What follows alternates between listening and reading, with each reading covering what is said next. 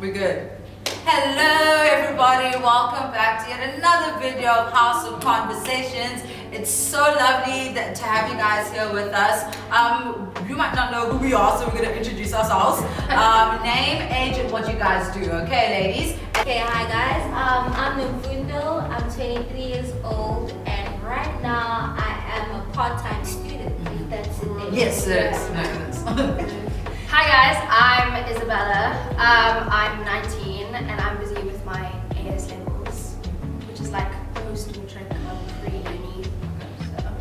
I'm Karagazi. Some of you might not know, some of you might. I am 26 and I am a kids work administrator. Hi, I'm Jordan. I am 23 years old and I currently do communications for a Christian NGO. Hi, I'm Gemma. I'm 20 and I'm studying medicine at UCT. Fantastic! So we brought you all here today, ladies, because we will be answering some questions that guys have sent to us. And we're just gonna break it down for them. Like, they would like to know and pick a brain about the woman, so they want to know what's going on.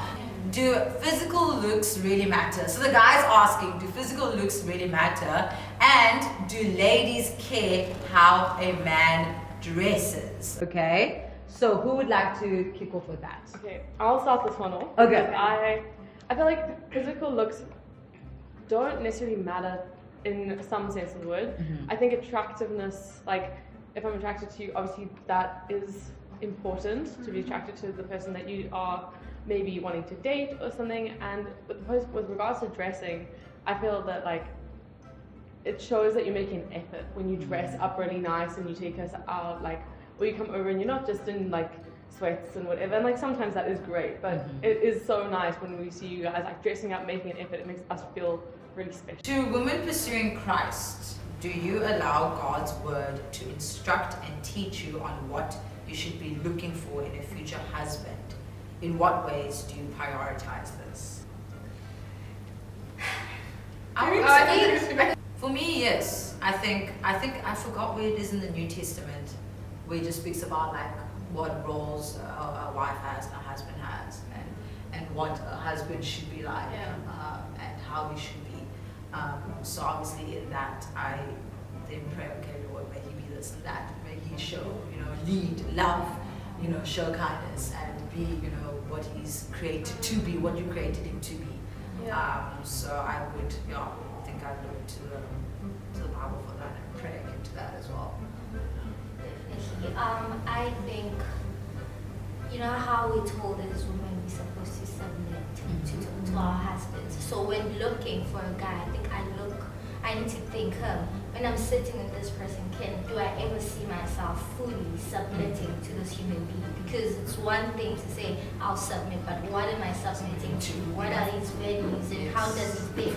Does he actually put God first? And those kind of things. I don't just say, hey, yeah, he's good looking and stuff like that. No, I need to know what kind of a person you are and where is God in your life. Then can I submit to that? Will you take me somewhere that God is calling us to, or are you just gonna do your own things? I think,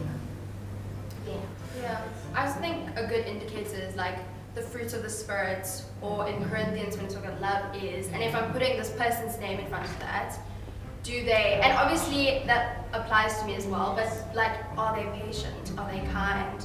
Do, like all of these attributes that the Bible clearly says is love, and if we are as Christians meant to be imitating God in Christ, then does he have those same attributes? And then I think that's a tell, and how I prioritize it is looking for those characteristics. Does it matter if he earns less than you? Is the traditional model of a woman staying at home and raising kids and then going back to work still enticing to women? So it's like a two-part question. So first question, does it matter if he earns less than you? Do you think it matters?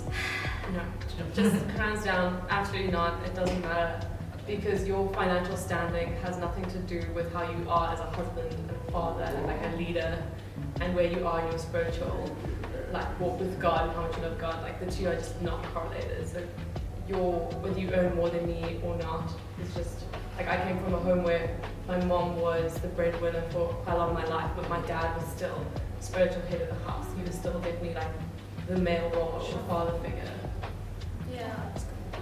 And also marrying that up with not like earning less, I agree in terms of like he doesn't need to be earning more than me, but also how he handles finances. I think it matters with that.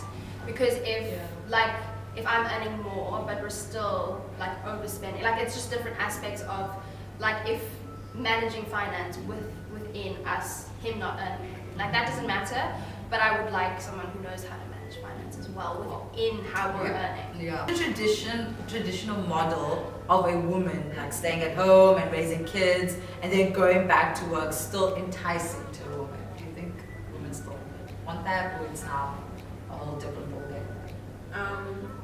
I haven't had kids. I don't know what it feels like to like grapple with that kind of question. I think that I'm sure that mothers would want to spend time with their kids in their early stages and really get to bond with them. But obviously, not everybody's got the means to do that. And so I think if it's possible, I would say it could be a blessing. But that's not everybody's reality, I would say. So I think I don't know enough. I don't have enough experience on it to say like women are after this, but I'm sure that a woman would want to spend time with her child like in the early stages. Yeah, I was gonna say, I'm kind of, for me, I'm enticed in that. I'm the one that would love to actually be like a stay-at-home mom and then be with my kids and watch them grow up. Because I think it's for me how I grew up and how I was, when my mom was the one working, so she had, and I didn't really see her as much. So for me, I would like my child to know, oh, I'm present and I'm there. And it would be, I understand also financially as well, like, you know, if it needs be and my husband would need me to also then work, then I will do that for sure. But I would really love to just stay with my kids, be also in the household, there, check if everything's good and stuff. And then if push comes to shove, I'll go back to work after that. But I don't think I can be that working woman off like and then still continue working and then out. Yeah. Would you be willing to date a guy who goes 50-50 on everything? So I don't know if like maybe let's start with the dating process maybe. Okay. So 50-50 when it comes to I think I would say 50-50 for me doesn't just mean financially. okay. I've heard many people in relationships say that you shouldn't, or marriages say they shouldn't keep score. You shouldn't be like, I did this, so you need to do this to match my effort. But I think it's really important to have reciprocity. Since you said in dating, right? So not just friendship, but even in friendship, it's important to have reciprocity. And so Can you explain that word? Reciprocity. I was like, what is that?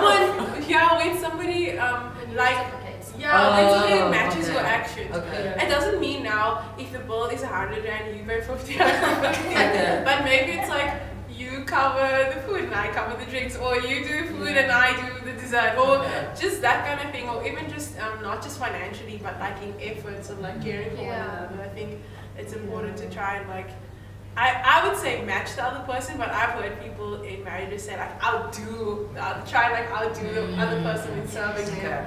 So I think everyone maybe shouldn't try and do like 70 or 100 together. I think like one of the, probably maybe the reason maybe someone would ask this question is like when a guy takes a girl out to eat, should he pay or should it split the bill? Like 50-50 or pay for what you ate? I think honestly, like I don't know why people don't actually just decide on that beforehand. I think that's people so. say it takes like maybe the romance out of it, but I'm like, especially if you're dating someone long term, I'm like, I don't expect you to pay every time. Like we can definitely like pay for what we ate. Obviously, if you're a guy and you eat a lot, like maybe I'd be less inclined to like split the bill completely 50-50. But I'm just like long term dating, it's not financially feasible and. I don't think it's necessary all the time, but if you're not gonna, I think it is important though, as the guy, if you don't have the intention of paying, honestly, just explain it at the start of the date. It's really like, it's not a big deal as long as we know, and there's no thing, you can just say, like, look, I can't afford to pay for the entire date, and but even then, dating doesn't have to be super expensive either. You can do things, there's a lot of stuff you can actually do for free. In dating or marriage now, would you choose financial security over godliness in your partner and spouse? No. Why can't they be? Why can't it be both? Why can't they be hand? Like maybe if he, I think maybe the question is like if he's really like super in love with God, but he doesn't know. Yes, I think that, Yeah, yeah. just I very guess love like to you choose that choose race. somebody who then earns a lot and they're like kind of like going somebody who's like Jesus. super Yeah. up to the Lord but has no money. Interesting. That's fair. Especially like when you look at, like, of course I'll choose godliness, but when you think about like Exactly. When you really Yeah, think about it practically, yeah. That's really difficult, but No, like that's when you have to look at how the person thinks. Okay. Not just like he could love God full-heartedly and have Okay. nothing, but what are his intentions in the next 5 years? Is Okay. he just gonna stay loving God? Oh, God, Yeah, just loving God is amazing. person is actually willing to go out there and Yeah, find that's true. stuff like What is important, for a man to know regarding a woman's body? It's very broad. It's very broad. Well, ask But them. there's just asking. okay. But just bring us That's like just me, chocolates. like, like that time of the month, bring us chocolates, bring Okay. us hugs, bring us Yeah. hot water bottles. Yes. Amen. And just like understand. Yeah. And if we need space, Yeah. we just stay. We don't hate you. We Yeah. just And then if you immediately break out into pimples, it's because we also had to blood. So please do not. Be like, what's going on with your face? I think what we're all alluding to is that there is a time of the month that will also become a part of your life if you're dating. It just kind of alludes to a time where we would need a lot more support from you. So I think in terms of a woman's body, a woman goes through a lot of changes. Like I'm sure men do as well. I don't know the intricacies of that well, but just with women there are lots of different changes. But the one consistent thing that you can probably count on is that there will be a period every month. And so hopefully,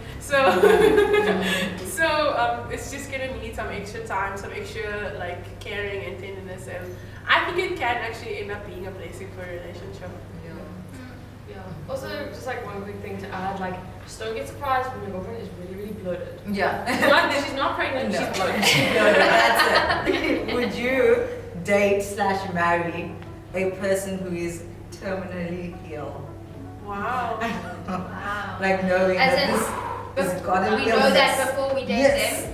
Even during. Okay. Even during. That is like marriage. such a tough It thing. is. I This is thought deep. about that actually, like Yeah. recently, because you know that movie I Still Believe. Oh, I love that movie. It's Okay. so sad. And just like, because I was I was thinking like logically, because if you go into it knowing that it's gonna be a short-term thing, then that decision, like I don't know, I'm just thinking, having gone through grief and losing people, I don't think I can, because it's just when it comes to relationships, you become and you get married, you become one with someone, and you lose this person, you feel like you're losing a part of yourself. So it's just, I know we're told to be whole, become one, or be whole in God, but we are made one for a reason. You do fall in love with the person, you share so much. Now imagine if you feel this way losing someone you're not with, like a family member. Now you have become one with this person, and losing them, it just feels so crazy to me. I don't think I could do it personally. I would like to add on that. I think that it's a difficult decision to make, but the thing I was just thinking now as you guys are sharing is that we also, when we do choose somebody, we also don't know how life is going to turn out for them. And like I think the only difference is that you've been presented ahead of time with like the thing that might happen. It's like at the start of the relationship, you're like, there's a chance that I won't be around anymore. But that chance kind of still exists when you choose somebody else. Unfortunately, like you just never know how a relationship is gonna go. So I think it really depends on the situation and the context that you're in. Like you said, like I honor what you said, and then it's you're signing up for a lot of difficulties in itself in the relationship. But I think like if I feel like if you guys love each other and you feel like that's something that you're seeking God about and you're called to be with one another and you serve well together the time that you are there, then I feel it might just have to be like your road, you know, to love while you can. Yeah. Have you ever been with a guy just for good times and had no intention of dating or marrying the guy? So you're just there for vibes. Have you guys personally answer this question? Now define good times. Because what is a good time? I'm there to maybe go on trips or whatever, go to a free meal maybe, or not even going 50-50 then. Bring it back. Yeah. Do you think that sometimes we put too much pressure on dating a guy just to marry? Come on girl. Maybe the 5 dates that you're on with this guy, then you would just consider them dead, and then that's when you're like, oh, maybe then for the next, and then I will marry, type of thing. No, but I'm just saying in terms of when you're saying you don't want so much pressure on, you know, because obviously, I get that too. I don't want to be like, oh, when I'm gonna actually date this person, it's gonna, we're gonna actually get married. Like, that's way too much pressure. But at the same time, though, you don't want to. You want to suss out and have that period with that guy, and then be like, okay, I get. Sometimes a good time could just be you chatting to someone till the wee hours of the night, knowing that you just gone from a breakup, but you're not gonna do anything. You when you're bored, leaving. I think I would say like going on a. I don't think like going, like you're saying 5 dates, I don't see that as a good time. It's true, but you're like kind of analyzing each other and like, no, whatever. But like what you said about like a good time, like, to laugh together and experience. This is the thing about friendships with guys, you know. I think that they, like, it is a very like difficult, or it can be difficult, like a line or whatever, but I think that there's something that God is doing in their life and that can impact you as well through friendship. And so I think if it's like going out and like having adventures and having fun and being impacted, I think that's fun. But yeah, like leading guys on for like self-esteem stuff, like just because you want to feel good about like yourself, like definitely, you know, I don't think that's the right way to go about it. So if you are like just chatting to a guy, leading them on for a reason, like just to kind of make yourself feel better, or to not feel like so single, so lonely, or whatever your like reason is, I think you need to remember like this is also someone else's part that you're dealing with.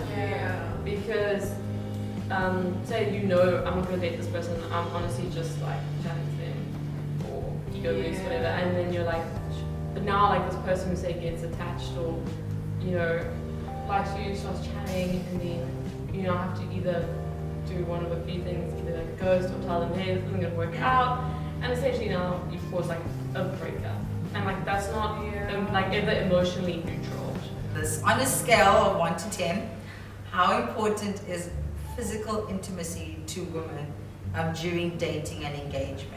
So would you be willing to sacrifice certain intimacies like kissing or whatever to honor your male partner's convictions? Yeah, I know, this is a deep one. I can't speak for all women because we all differ. For me, it's really not that important. Like, it really isn't, because I think it's in those times where you're actually withholding the pleasures, where you actually get to know someone. Like, do I actually like this person for who they are? Like, I don't get like the tingles when I'm holding their hand. Like, do I get them by just, you know, like those type of things. So for me, it's really not as serious. I genuinely just want to get to know the person they are. I find someone's brain and values more attractive, and that has more meaning to me than just the physical stuff. So I scored low on physical. With the love language, so I'm also not really phased by that. I could wait also as well. I think it is important. It is important. I think if your partner has a conviction about not kissing or not doing that, trumps the importance that you feel about physical intimacy. If he's felt like a conviction from God to be like, no, I really want to withhold. I think honestly, as a woman wanting to, eventually enter into marriage under the submission of your husband, it's super important for you to actually respect and be led by their convictions as well. So while, yes, and a common misconception is that, women don't really need physical intimacy. We do. It is enjoyable and it is important. It can make you feel closer to your partner, but you need to be led by the Spirit and by your convictions, and the convictions will always trump the pleasure. Yeah. I mean, I think I'm not huge on physical touch, but I do think that it is important for me within a relationship, obviously within boundaries. So I think, depending on their conviction, I mean, for me, not kissing in a relationship, I don't know that I'd be okay with that. And I hear what you're saying. I just don't think that one person should dictate the whole relationship of two people. So I don't know. I mean, for me personally, it's just, for me, it'd be a conversation, and there would need to be compromise here and there. And there obviously needs to be boundaries because, obviously, I mean, for me, don't believe in for marriage. But, yeah, I wouldn't strike all intimacy from a relationship. Because then, yeah, I don't know. It just feels more like a friendship. Okay. I don't know. My personal opinion on that. Because sometimes you might actually just end up being friends with someone. Yeah. For some people, that has happened. Yeah. Where it was just, there's no physical attraction. It's just, and in 1 minute we're courting each other and we want to be in a relationship. But because there was a lack of that, they ended up just being friends. Sure. So I think for some people, it's a must. Why do many women have an overabundance of pillows in their home? Do you guys have on their couches? It's like I get having 1 or 2 for comfort, but I've seen women with over 5 pillows. Why do you think that is? Do you guys have that? I've got 7 decorative pillows on my bed. Yeah. I have the 4, I've got double beds. I've got the 2 pillows and then the 2 pillows. Okay. And then I've got 7 decorative pillows. To be honest, my mom's doing, but you come home and just fall into this stack of pillows. Yeah. It's very comforting. It's aesthetic. It looks nice. It is pretty. Aesthetic. I have 3 on my bed. Okay. And then but it's there and then there. Because it's the wall. So I need, I don't know, just for, I don't know. So it's comfortable. Fortress Exactly. Safety. Thank you, ladies, for sharing. It was great having you guys. Thank you for the live audience that we had with us here.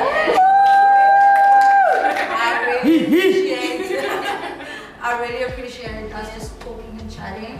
And thank you guys for coming through as well. Thank you guys for watching. It's been great. We appreciate you guys clicking and watching. So please don't just be stingy. Please share this also to friends and family. Exactly, do all those things. Like, subscribe, comment down below. What questions you have for these ladies, and we can answer them also in the questions down below. But yeah, thank you guys so much for watching. Until next time, bye.